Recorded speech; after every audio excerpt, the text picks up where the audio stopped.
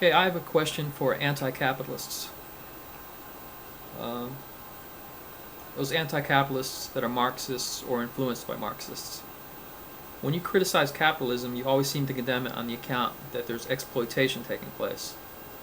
And that's supposed to be the end of the debate. It's exploitation, so therefore it shouldn't be done. Well, I say that's not the end of the debate. You haven't shown what, if anything, is wrong with that which you refer to as exploitation. And that's the question I have in this video.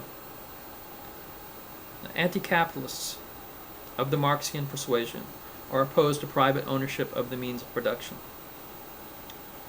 That's what capitalism is. It's private ownership of the means of production. And they oppose it because if you own the means of production, you can hire people to operate them, and you've created a system of wage labor. So I want to put forth an example and ask a question about it. Let's say I own a computer. That's a means of production. A means of production is simply something that can be used to create other things. So note, those of you who are opposed to private ownership of the means of production, if you're opposed to it, then you've got to also be opposed to your own ownership of a computer. So you may want to rethink that position. So let's say I own a computer, and let's say this is a few years back, when computers were a lot more expensive than they are now. They were $5,000 or $6,000 not too long ago. So let's say there's a guy that can't afford to buy his own computer, but he knows how to program a computer.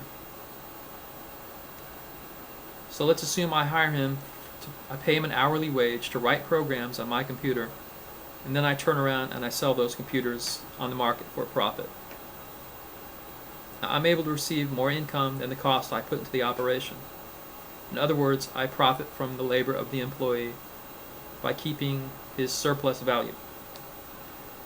Now, just to be consistent with the image that anti-capitalists have with business owners, let's assume I don't perform any labor. I don't work at all. I just sit back and let this person use my computer to write programs on, and then I sell the fruits of his labor for a profit.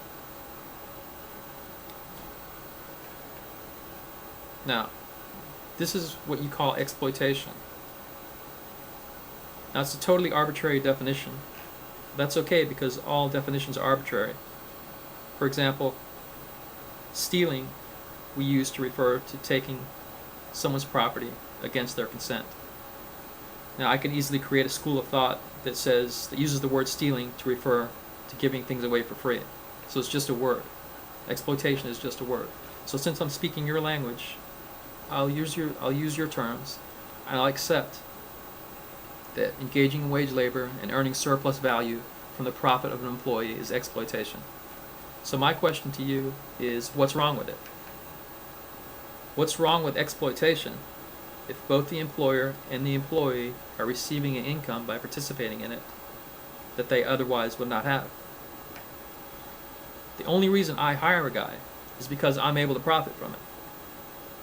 Otherwise, I wouldn't hire him, and he would not be able to put his programming skills to work because he can't afford a computer. So he wouldn't have an income. So why should either the employer or the employee be in favor of abolition or banning of something that they're both benefiting from? What's wrong with exploitation?